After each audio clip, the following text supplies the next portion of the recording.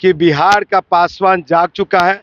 बिहार का युवा नौजवान अब अपने हक अधिकार की लड़ाई खुद लड़ेंगे। चिराग एंड परिवार पार्टी के पैरों के नीचे से जमीन खिसक गई। आपके और आपके परिवार के रहते हुए पासवानों पे आंच आया। आपके पिताजी के रहते हुए दलित से महादलित बना आप भी थे।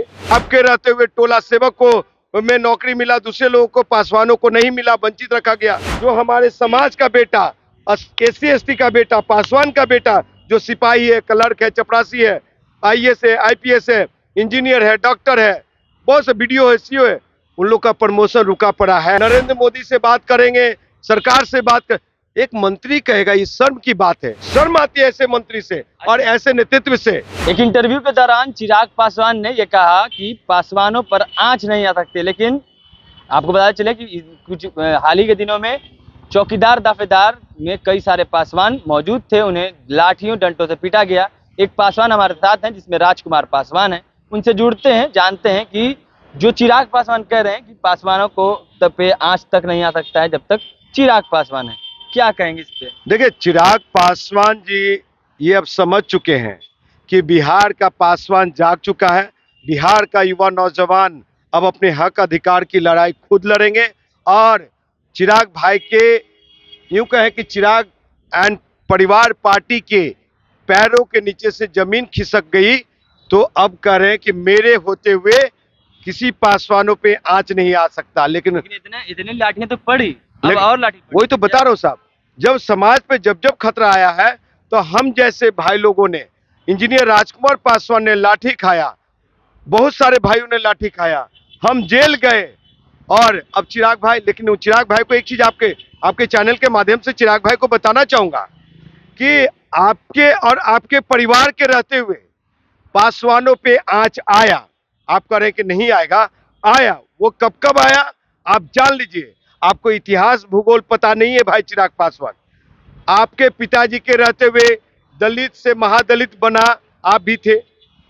आपके रहते हुए विकास मित्र की बहाली हुई, उसमें पासवानों को अधिकार नहीं मिला। आपके रहते हुए टोला सेवक को में नौकरी मिला, दूसरे लोगों को पासवानों को नहीं मिला, वंचित रखा गया। आपके रहते हुए और आपके पिताजी के रहते हुए साहब, यही अनुसूचित जाति जनजाति कि आरक्षण 22.5% उसको बढ़ा के 35 से 40% नहीं किया गया। आप कभी सदन में ये नहीं कहा कि दुसाध पासवान रेजिमेंट की बात, मतलब दुसाध पासवान रेजिमेंट बनाया जाए, पासवान रेजिमेंट की बात आप लोग सभा में कभी नहीं किया। आपने क्या बात किया कि जो समृद्ध दलित हैं उसको आरक्षण छोड़ देना चाहिए। आज कौन लाया, काटने का काम किसने किया? और चाचा नीतीश कुमार पदोन्नति में प्रमोशन को रोक के रखे हुए, जो हमारे समाज का बेटा, SC ST का बेटा, पासवान का बेटा जो सिपाही है, क्लर्क है, चपरासी है, IAS है, IPS है, इंजीनियर है, डॉक्टर है, बहुत से BDO है, CO है, उन लोग का प्रमोशन रुका पड़ा है। आप लगातार NDA सरकार में है। आपकी NDA सरकार क्या कर रही है? हमारे लोग को काटने पे लगा हुआ है। हम वो दिन देख रहे हैं जो रामविलास पासवान जी के नेतृत्व में जो कहते थे कि पासवानों का नेता मैं हूं, तो बेलछी और बाथे नरसंहार में सबसे ज्यादा पासवान लोग मारे गए थे। उसी तरह से ये चिराग पासवान भी उस ओर ले जाना चाहते हैं। अब हम लोग बेवकूफ नहीं है। एक सवाल और है, चिराग पासवान का कहना है कि गणना हो, जनगणना हो, लेकिन उसकी जो संख्या है उसको उजागर सार्वजनिक ना किया जाए। आखिर क्या मसला है, क्यों वो? देखिए, ये नागपुरी संघी दलित हैं, ये झंडे वालन के संघी दलित हैं, ये भारतीय जनता पार्टी और नीतीश कुमार के मानस पुत्र नरेंद्र मोदी के हनुमान हैं। तो वो कैसे कहेंगे कि गरीब शोषित वंचितों का जो हक अधिकार है, उस हक अधिकार को समझे सार्वजनिक करो। जातीय जनगणना हुई तो उस जातीय जनगणना में अगर संख्या अनुपाती भागीदारी के लिए सार्वजनिक नहीं किया जाएगा तो उसको हक अधिकार कैसे मिलेगा? हर एक जगह भागीदारी कैसे सुनिश्चित होगी?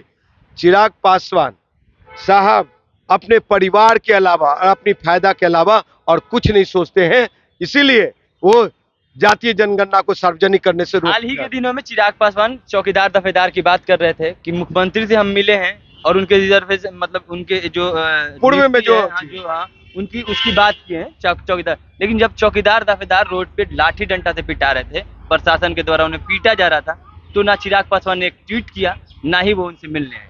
क्या साहब, अगर भाई चिराग पासवान जी को पासवानों का दर्द, पासवानों के हक अधिकार, युवा, हमारे समाज के युवा नौजवान जो बेरोजगार हैं, बेटियों की समस्या को लेकर, समाज की समस्या को दर्द होता, तो वहां पे समाज के साथ लाठी खाने के लिए खड़े होते हैं, हम लोग के साथ जेल जाने के लिए तैयार होते हैं। तो ये सिर्फ नकली टीआरपी, अखबार में नीतीश कुमार से मिले, अखबार में छप गए, नरेंद्र मोदी से बात करेंगे, सरकार से बात कर, एक मंत्री कहेगा, ये शर्म की बात है, मंत्री कहेगा, भारत सरकार के मंत्री, कि मैं मुख्यमंत्री के नहीं, मैं मुख्यमंत्री सचिवालय के संपर्क में हूं।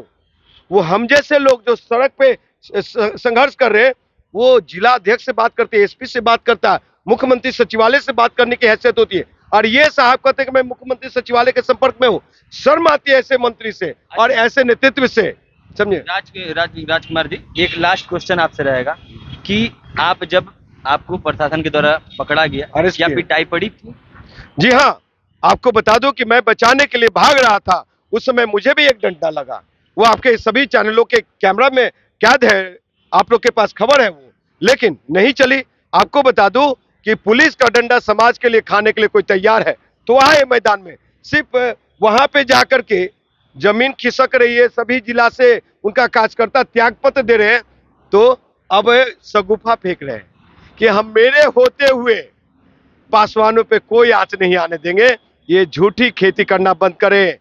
सच्चा मैं कहता हूं कि मैं दुसाध पुत्र हूं, मैं वीर शिरोमणि बाबा चौहरमल के वंशज हूं, राजा सलेश का वंशज हूं, मकरम मांझी का वंशज हूं, मैं दुसाध पुत्र हूं, बिहार का बेटा हूं, तिरक समाज का, जमात का बेटा हूं। मैं आपसे बिहार फर्स्ट, बिहारी फर्स्ट कह करके बेवकूफ बनाना चाहते हैं, ये परिवार फर्स्ट, चिराग फर्स्ट बन सिर्फ लाना चाहते हैं। हम जैसे जब तक युवा नौजवान, सुनिए, समाज के लिए आहुति देने के लिए तैयार हूं, समाज, शरीर का एक एक कतरा बहाने के लिए तैयार हूं, समाज पे कोई आंच नहीं आने देंगे। चलिए, हमारे साथ राजकुमार पासवान थे, जिन्होंने साफ तौर पे कहा कि जब दाफेदार और चौकीदार रोड पर पुलिस की लाठियां खा रहे थे, तो चिराग पासवान ने एक ना ट्वीट किया, ना उनसे मिलने आए, लेकिन राजकुमार पासवान ने उनके लिए लाठियां खाई और कह रहे हैं कि चिराग पासवान सिर्फ और सिर्फ झूठ की खेती करते हैं। और भी तमाम खबरें हम तक पहुंचाते रहेंगे। ऐसी तमाम खबरों के लिए जुड़े रहें बात के साथ। धन्यवाद।